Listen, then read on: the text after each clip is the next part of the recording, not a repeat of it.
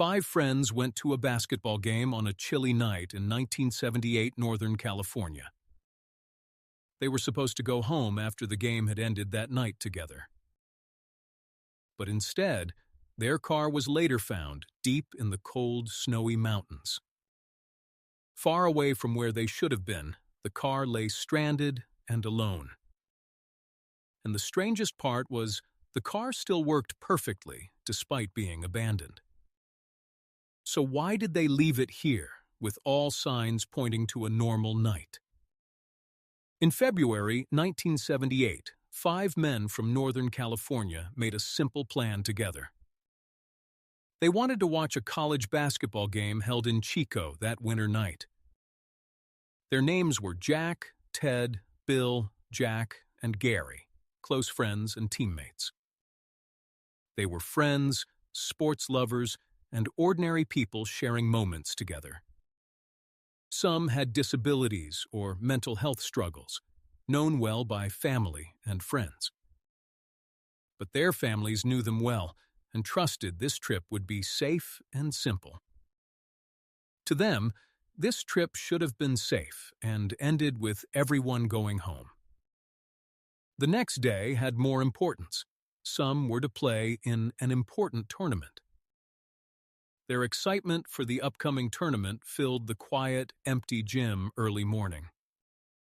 So after the game, everyone expected the friends to return safely home together.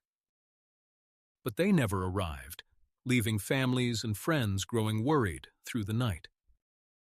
Hands holding a basketball jersey showed both excitement and underlying sadness that day.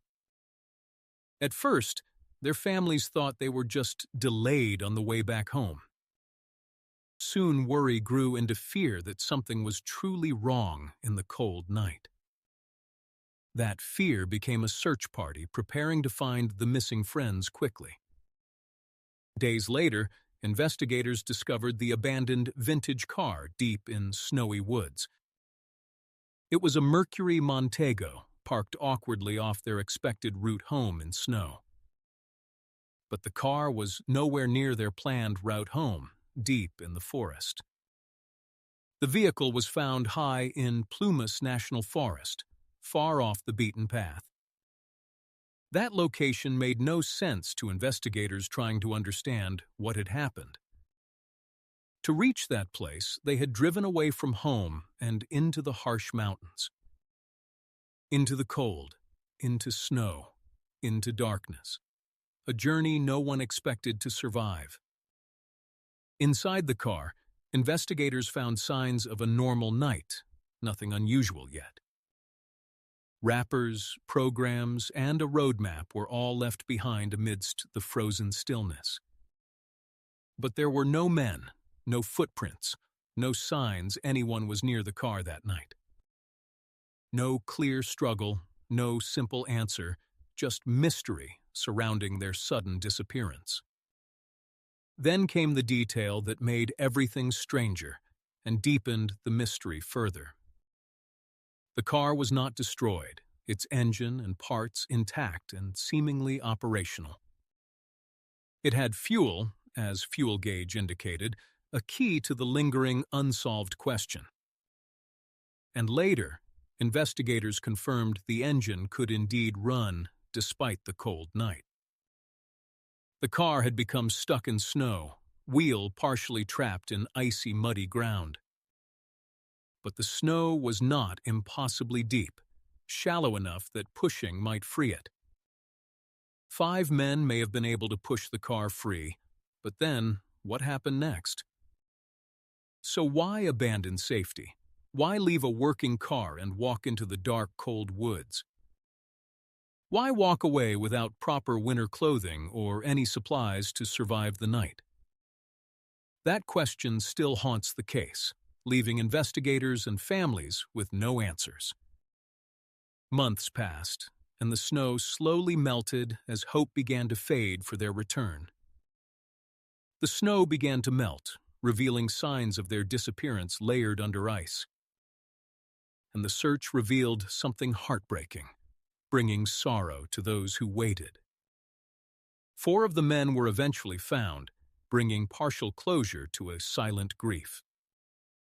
But not all were found in the same place, scattered across the vast, lonely forest. Some were discovered miles from the car, lost far in snowy and muddy wilderness trails. Ted was found inside a remote Forest Service trailer, isolated in the cold forest. The trailer had food inside, canned goods on dusty shelves untouched in the cold. It held supplies like blankets, matches, and heating devices possibly able to aid survival. Things that could have helped someone survive, yet the outcome still remained tragic.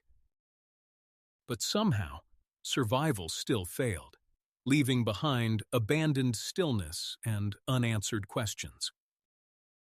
And Gary Mathias was never found, his fate a mystery lost within the vast forest.